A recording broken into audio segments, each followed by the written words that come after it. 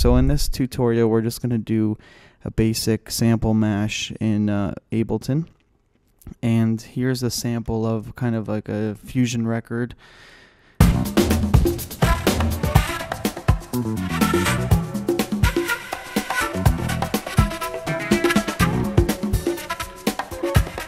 And what we're going to do it is we're just going to take small bits of it, and I'm going to show you how to make it go, take it a little crazy. It's almost to the point where you wouldn't even know if you sample what you sampled. Now, to do this tutorial, I must say you have to make sure that your audio preferences are good to go for low latency. And what that means is it's not easy to do this on one of those $20 sound cards that come with the computer.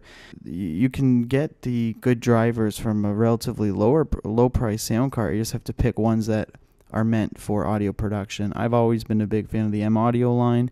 In this computer, I'm running an audiophile, and the way that my preferences are set up, if I go to Control, comma on PC, is it says M Audio Delta ASIO, and it also says the buffer size is 384.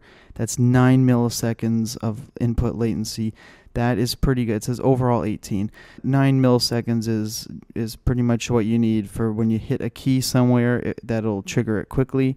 So make sure you get that worked out. And maybe in other videos I can show you a bit about setting that. Anyway, so you get that set up because you'll see later on in this video why it's important. So get out of there, and I'm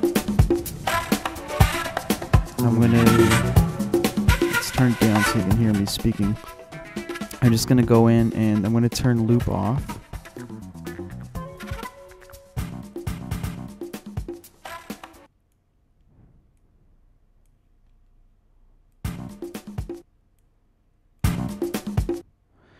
And right now I'm at my overall quantize is 1/16, so I'm going to change that later because 1/16 isn't how you trigger loops. So I have a basic sample, and I'm going to now duplicate it with Control D on the PC, and I'm going to make it go for a row.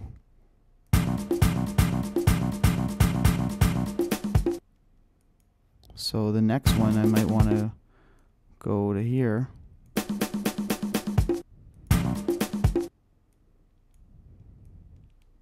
These are the start points and end points, and because loop's off, this brace isn't going to do anything. And I'm going to make all of them a little different. Now, this is cool because it's no DAW, digital audio workstation. No DAW works in this manner where at the core of it is basically a sampler. There are other samplers that you can use in Ableton that they've made. Ableton Live, I should say. Ableton is the company. Live is the program. There are other ones, but this is really cool that right off the bat you have a sampler to work with. I'm going to turn the volume up on that slice. Well, they're now slices, yeah.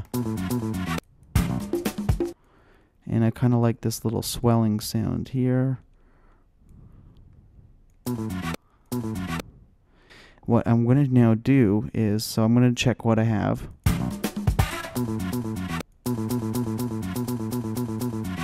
I want to make one kind of really glitchy loop. Not that glitchy, but just so I'm going to turn loop on for this one, and I'm going to set the brace.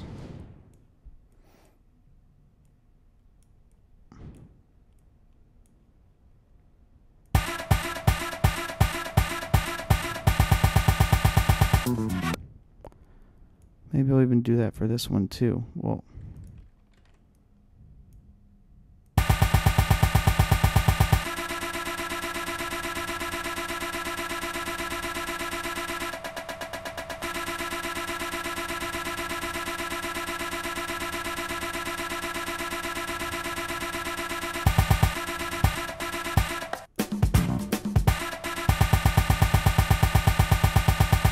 and we'll get one.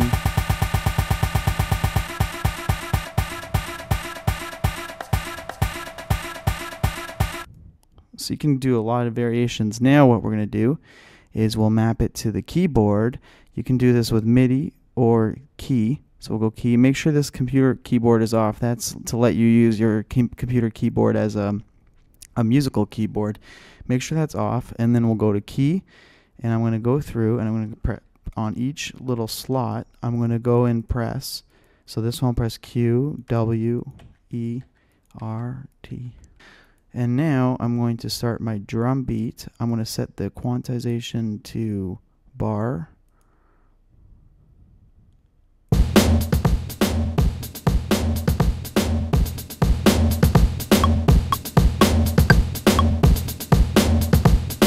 And then I'm going to flip it back to I'll go 1/8.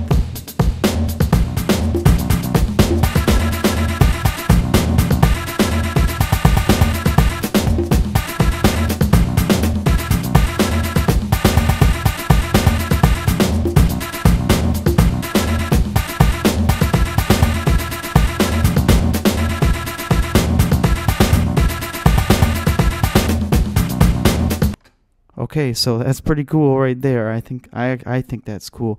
And now I can actually take this one step further. I'm going to show you how to make this into a workable loop. I'll press tab, or if you go into this to go to the arrangement view, what we have here is our tracks. So I'm going to hit record.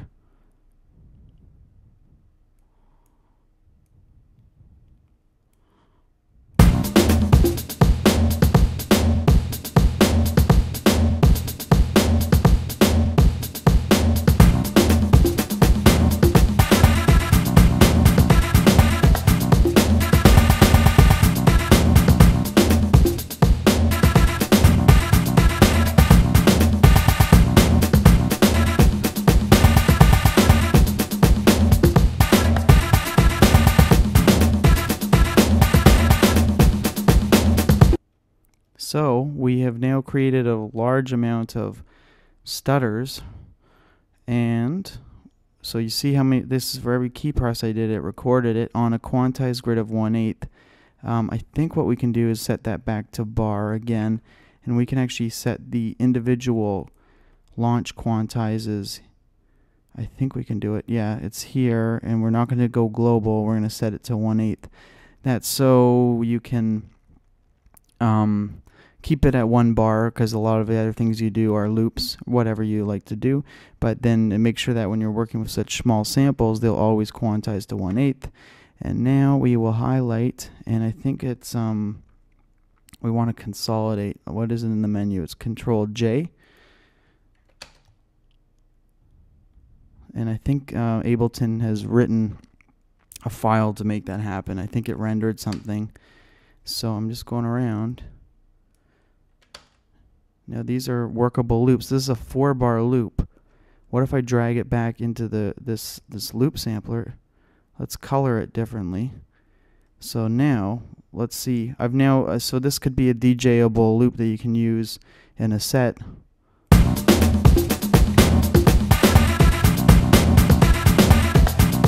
I don't want it to. What I want to show you is I don't want it to play this stuff. I forget what to do. It's some sort of override thing.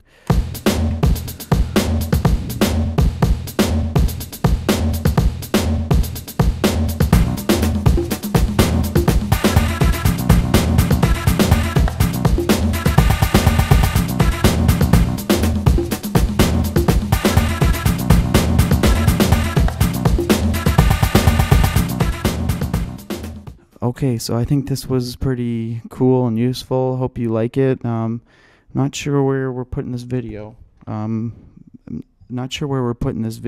think it'll go on blip.tv, but wherever it is, feel free to comment, ask questions, and request something that you might want to learn about. I'm going to work on a bunch more that we can keep going with. All right, so hope you enjoyed.